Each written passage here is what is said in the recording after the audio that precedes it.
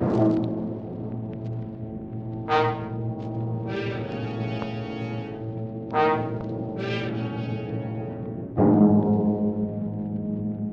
you upset with today's headlines? Worried about the high cost of living? Want to get away from it all? CBS offers you Escape. You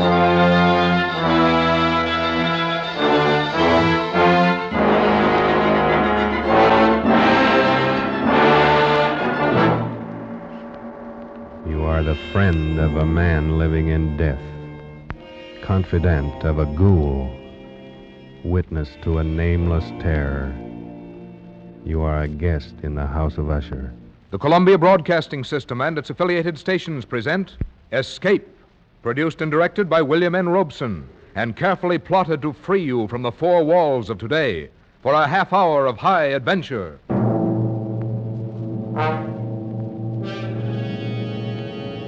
Tonight, we escape to a gloom-shrouded moor and a house where dread holds sway, as Edgar Allan Poe recounts it in his famous story, The Fall of the House of Usher.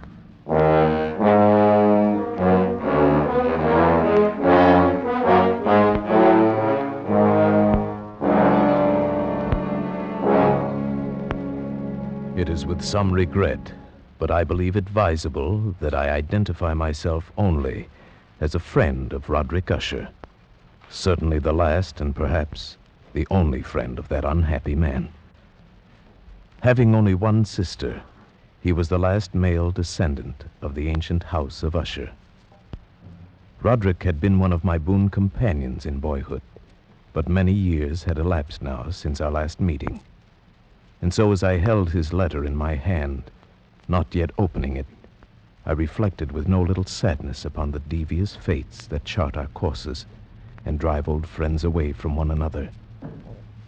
But then a sudden feverish and nostalgic curiosity laid hold of me, and with fingers made clumsy by their eagerness, I tore open the letter and read, My dear friend, my need of you has so far outgrown my pride that I'm going to request a favor which I realize full well may involve considerable inconvenience to yourself. For some time past, I have been suffering from an acute bodily illness intensified by serious mental oppression, if I may so call it. A horror which looms over me, a horror grown so great I dare no longer face it alone. And so, in all humility, and for the sake of years gone by, I beseech you to come to me at once, here to the family estate in the north. Should events conspire to prevent your coming, then only God may know the consequences. Your friend in desperation, Roderick Usher.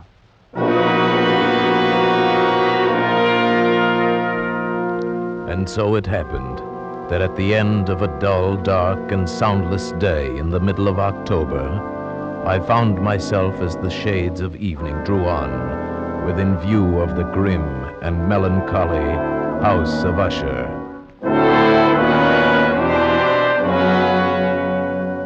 I confess that the first sight of the house, the fungus-covered walls of stone thrusting their crumbling ramparts against the darkening sky, rising out of the sullen, sluggish waters of the black tarn at their base, the bleak and vacant windows staring blindly, the bone-white trunks of decaying trees, these things filled me with a nameless and desolate terror, so that I reined in my horse and sat trembling, half fearing to cross the wooden bridge that led over the waters of the moat and up to the entrance of the House of Usher. Then impatiently I shook off this strange feeling of dread, and was an instant later clattering over the wooden bridge and onto the courtyard. I dismounted quickly, tossed my reins to the silent lackey who approached, strode across the gravel and up to the massive wooden portal, the door of the House of Usher.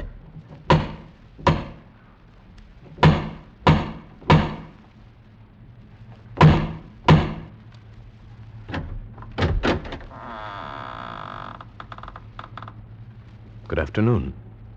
My name I is... know. You're the friend of Master Roderick. Please come inside, sir. Thank you. But may I inquire how it happens you know me? You have been expected for some time, sir. Yes, true. But also I'm a stranger to you and could be some other visitor. That you could be anyone other than the friend whom Master Roderick expects, sir, would be impossible. You see, no one else would ever come to this house. Then I followed his stealthy footsteps through many dark and intricate passages. My earlier foreboding heightened and was made fearful by the somber aspect of the hallways by which we passed. The many unused rooms reaching out with their vast emptiness like some hideous jungle creeper. But at length, we stood before the door of the master's studio, and there the servant left me, departed and left me to go in alone. The man across the room, half reclining on the couch, his back turned toward me, did not hear the opening of the door. For the space of several heartbeats, I saw only the deathly pale and ghastly sunken features of a stranger. Then only with difficulty could I recognize, behind that mask, my boyhood friend. For surely, under light of heaven, no man had ever before so terribly altered in so brief a time as had Roderick Usher. Oh, my friend, you've come at last. Thank God you did come. Oh, Roderick, did you not know I would? Could you not be sure that no long years would ever dim the friendship we shared in youth? So many things have dimmed. Youth. It seems so long ago. But now you're here, and we'll relive it all over again, every glorious moment of it. And all these shadows, all these gibbering phantoms that haunt me, they'll be driven out. And then the sun will shine again, and we'll be young again and relive... Roderick! But forgive me, my friend. My excessive joy at the sight of you after so many years drives me into a frenzy of talk. How many years has it? Oh, no matter. It is enough that you are here, and brought with you all the happy days of my boyhood. But I'd expected from your letter to find you in serious straits indeed. Instead, you seem in the best of spirits. You have the right to know. But in all frankness, here in your presence, I find it difficult to credit importance to those things which only yesterday filled me with terror. True, I've been ill. A nervous affliction, something in the nature of a family weakness, probably. It has affected me with a morbid acuteness of the senses, such that quite often the least sounds and odors and colors become irritating beyond endurance. Then I've eaten but little, as you can see. But surely you've retained the services of a physician. A physician? Oh, yes, of course. He calls almost daily, though it is more often Madeline that he attends. You remember my twin sister, Madeline? For her I fear more greatly than for myself.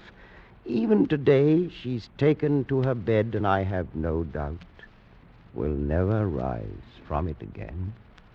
Oh, a tragedy. The sympathies of my heart go out to you. Oh, but leave it for the present.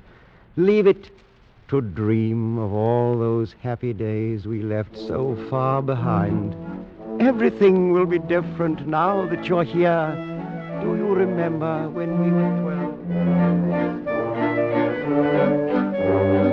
But the happy forgetfulness which Roderick found in my coming was short-lived, and in a few days he had sunk into a morose torpor, from which only occasionally with frantic difficulty could he reach the joy of our first few hours of meeting. More often his mental apathy was broken by bursts of vicious temper and violent ill humor, fits I could only excuse on the basis of his illness. And that illness began in my mind to assume a most mysterious character. Being unable to divine its true nature from Roderick's hesitant offerings, I took the liberty of questioning the physician a few days later when I chanced to encounter him in a hallway. Yes, she's resting as well as might be expected. But she continues to decline. Is that not correct, Doctor? That would seem to be the case. And the malady, the illness which has stricken her, is it the same as that which affects her brother Roderick? I may venture that it is. Might I inquire the nature of this illness? As to that, I am unable to say. You imply, then, that I have no right to the information? Not at all. I am confessing to you quite simply, sir. I do not know what afflicts Madeline and Roderick Usher.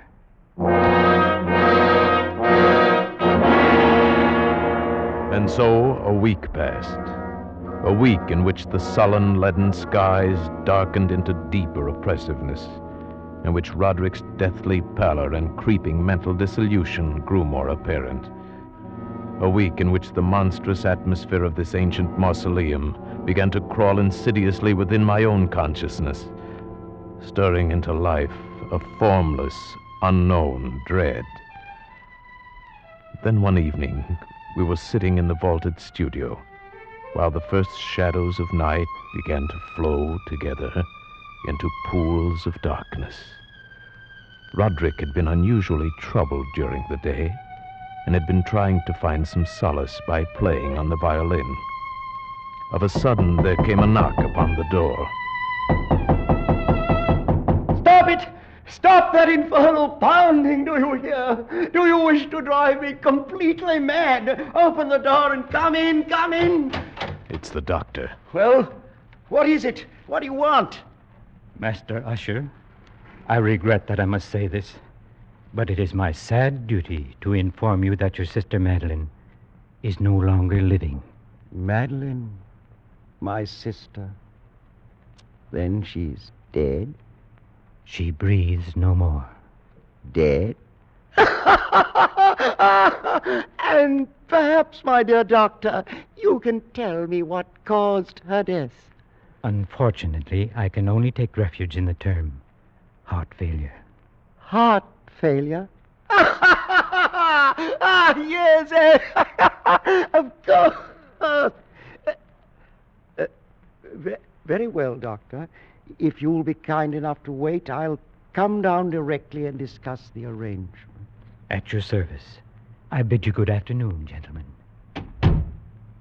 Roderick, I assure you of my deepest sympathy. You do.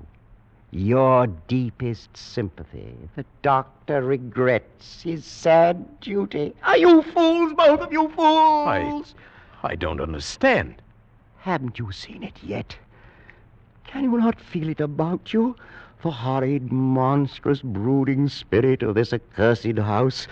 Can't you hear its evil laughter as it lurks in the hallways and grows fat upon the soul? My dead sister. Roderick. Can't you see that it matters nothing to me that she's dead? That I myself walk but a few steps behind her into the same shadows of hell? Can't you sense those hideous tentacles, even now, reaching out for me? For me, who now the last living, if it be living, the last living descendant of the accursed house of Usher.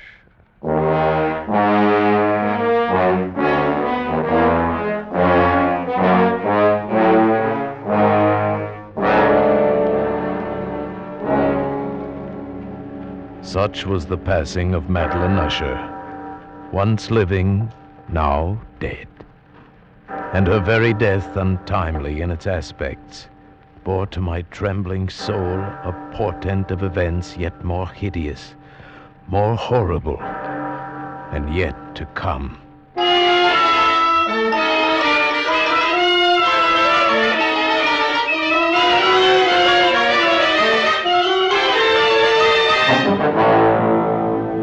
At a later hour of that same sad night, Roderick came into my chamber to voice an intention so morbidly unnatural that for the moment I could only feel that his tottering reason had at last failed him entirely. Then you refuse?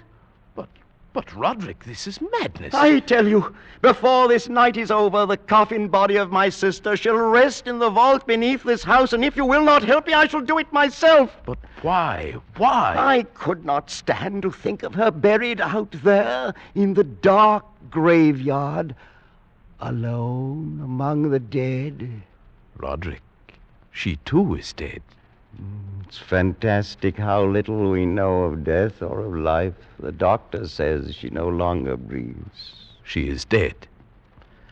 She was so lovely, was my sister. Roderick. I must keep Madeline near me. Nothing but evil would come of such an act. I can trust no one but you. Not even the physician himself. He hates us because he can't discover what it is that kills us. Even he might steal the body of my beloved sister, that he might learn our secret. You understand, don't you, my friend? Yes, Roderick. Yes, I understand.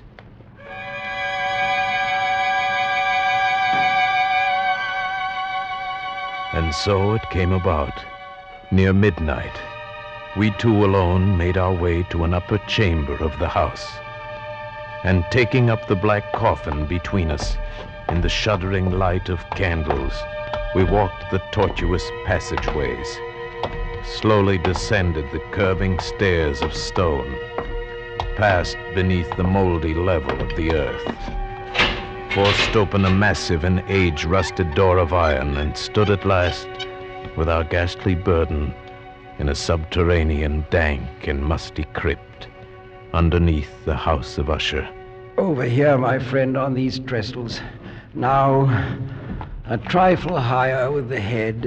There.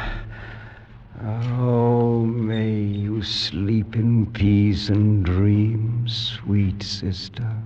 From I who tread the same path soft behind you. Come, Roderick. The thing is done. Oh, wait. Stay a moment. We've not yet affixed the coffin lid. See? I've left it loose so it can be turned back. No, I beg you. A last farewell, no more. Look. Is she not beautiful? Yes, she was very beautiful. Was? Yes, of course. The look of her confused me. But do you not see it, too? The warm glow of the cheeks, the eyes shut softly, those lips half parted. Does it not seem that she may rise up and speak to us at any moment? This gruesome place inspires those morbid fancies. Morbid fancies? That now dead she seems to live, and living seems already dead? Man, you seek out madness. You court it with your very thoughts. And if I do, what matters? What value can there be in reason without the hope of life? Dead, you say to me, she is dead. Upon what certainty? Why not with equal reason say instead she lives? And that I, the last of Usher, am the one who is already dead.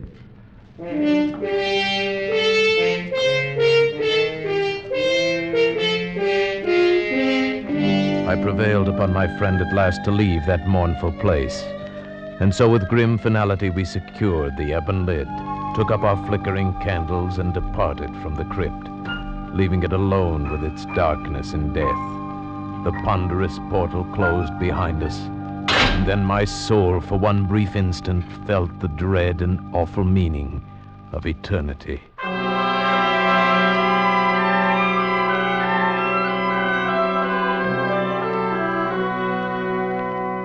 There followed then a week of such dreary gloom and melancholy that my own spirit quavered at the menace of the nameless thing enshadowed in that house.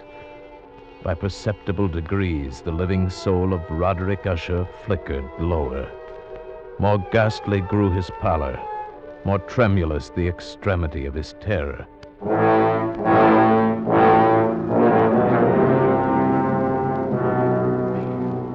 The 28th day following the death of Lady Madeline fell upon the last day of grim and gray October, and brought with it, as the curtains of night descended, the fitful breath of a rising tempest, uneasy gusts of sodden rain, and the sound of sullen, thunderous rumbles born of the dim flares of sheet lightning somewhere behind the lowering pall. I retired at a late hour, but found sleep impossible. At length, overpowered by some strange presentiment of evil, I found my reposeful inaction no longer endurable. And so I arose, threw on my clothes in haste, and fell to pacing the floor of my darkened chamber. Then in one instant, a soft sound in the blackness froze my steps in paralysis of terror. The latch of my chamber door was being lifted from without. Who is it? Who is it, I say? It is I, Roderick. Oh, Roderick. What are you doing up and about at this hour, in pitch blackness? Wait, let me light the candles. No, I am quite used to darkness. I heard your footsteps and knew that you must be awake, even as I was. But can it be that you've not seen it? I don't understand you. I've seen nothing. Then stay. You shall see it, even as I've seen it for these past 2 hours. Wait. I'll throw open the casement window. There. Look!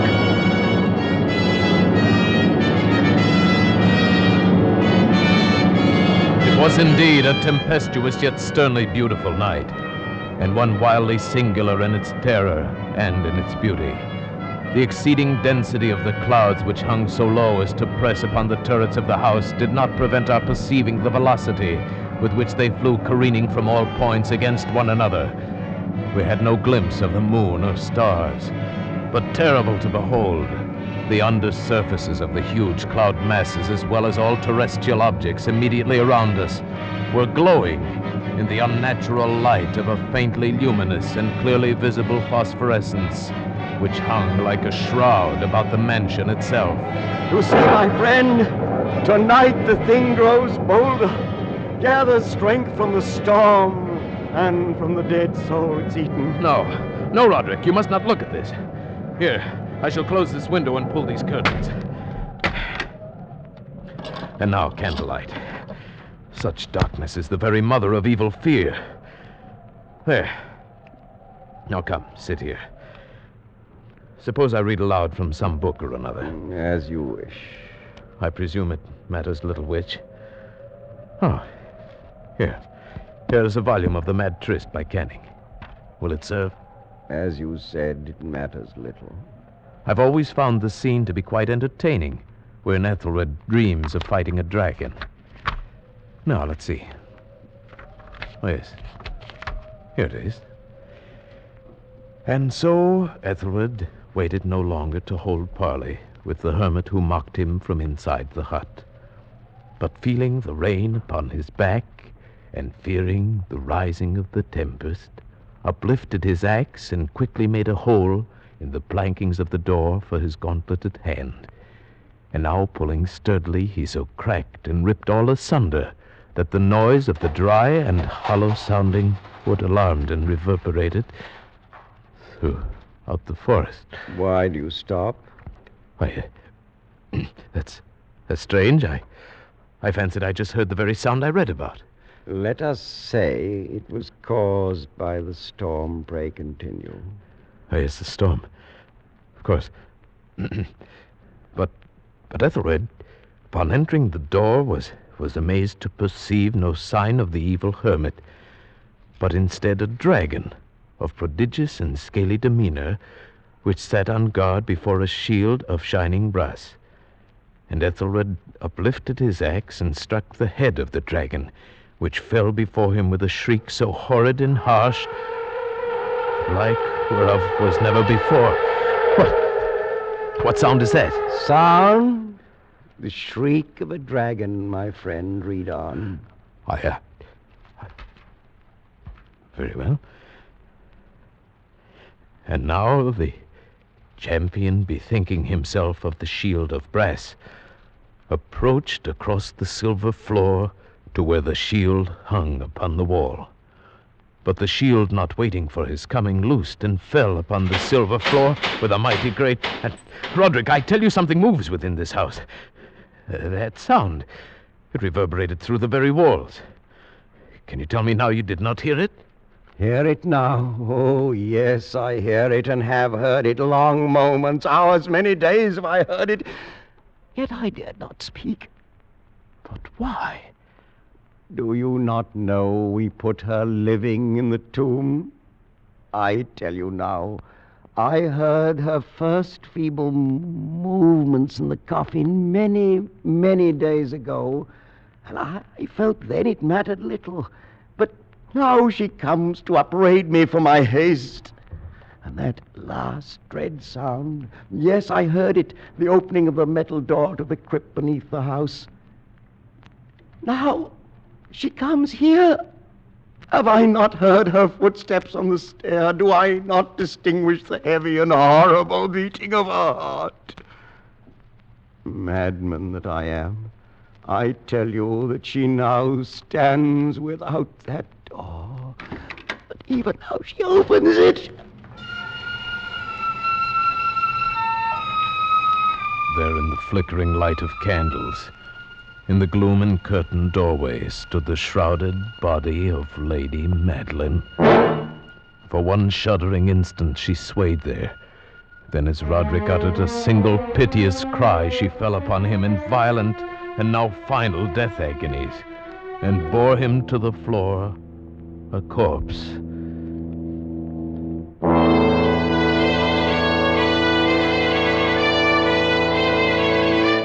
From that chamber and from that mansion, I fled aghast out the massive portal over the causeway into the night. Suddenly there shot along the path a wild light, and I looked back in heightened terror, for the vast house and its shadows were alone behind me. The baleful gleam came from the setting full and blood-red moon, which now shone vividly through a widening crack in the walls of the house itself, and even as I gazed, its vision opened rapidly. There came a fierce breath of the tempest. The entire lunar orb burst at once upon my sight. My brain reeled as I saw the mighty walls rushing asunder. There came a long, tumultuous, shouting sound like the voice of 1,000 waters.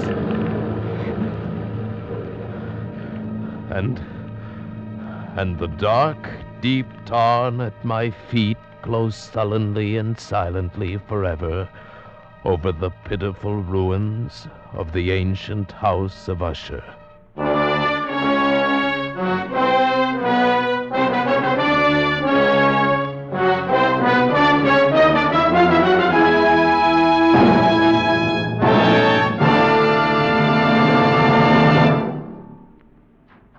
Escape is produced and directed by William N. Robeson, and tonight brought you The Fall of the House of Usher by Edgar Allan Poe.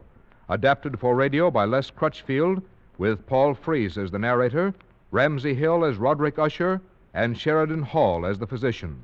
The special musical score was conceived and conducted by Cy Fuhrer. Next week... You are the victim of a poorer man, pursued from the west coast of Africa to the west end of London by a dead man's head, which grins at you upside down.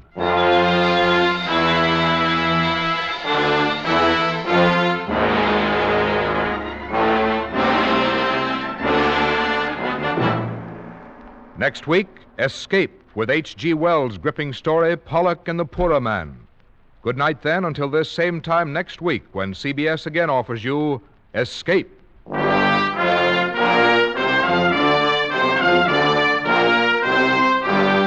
This is CBS, the Columbia Broadcasting System.